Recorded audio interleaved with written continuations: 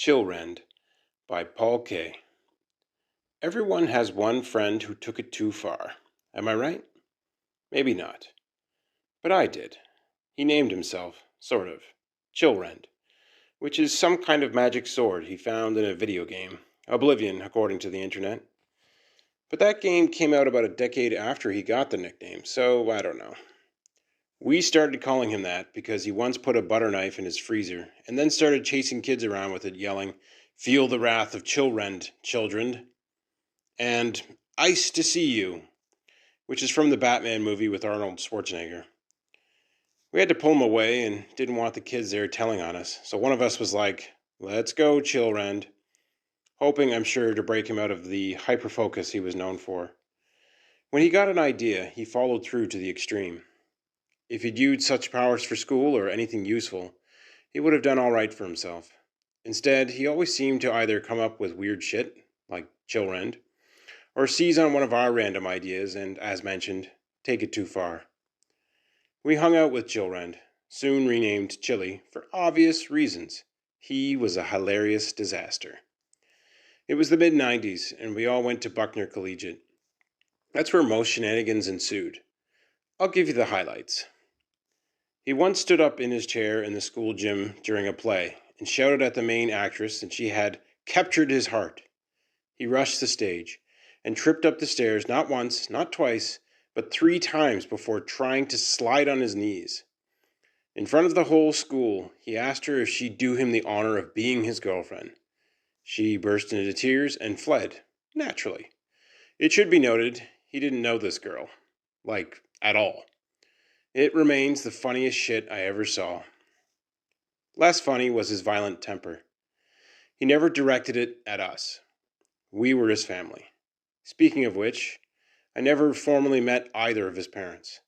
I only went to his house a couple times and passed by his mom and dad.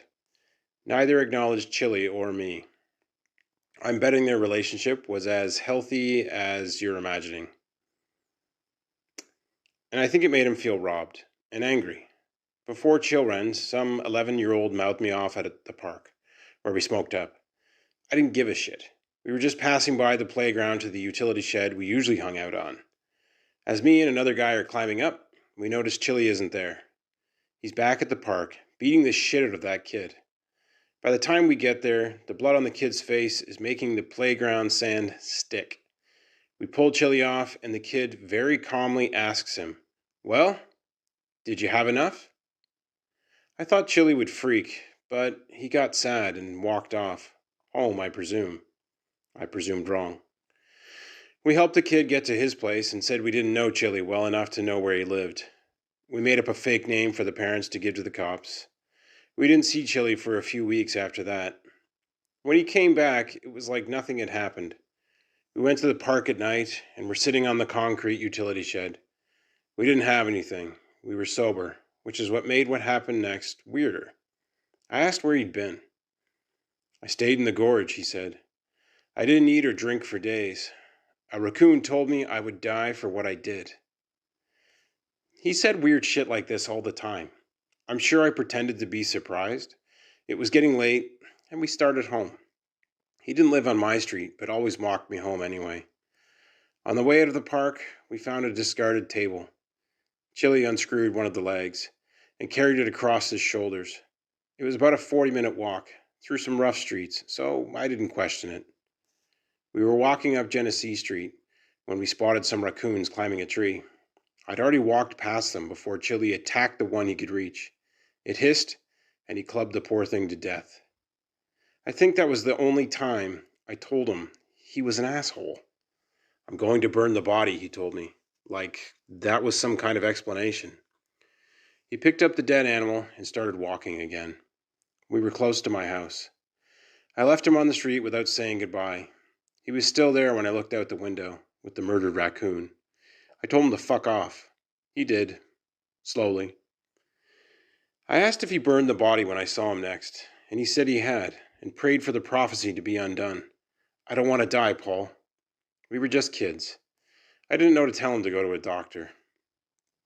Another year or so went by without any major incident. I think I suppressed the memory of the raccoon. It came up again and fast when Chili picked me up in a car he'd supposedly inherited from an uncle. He didn't have his license.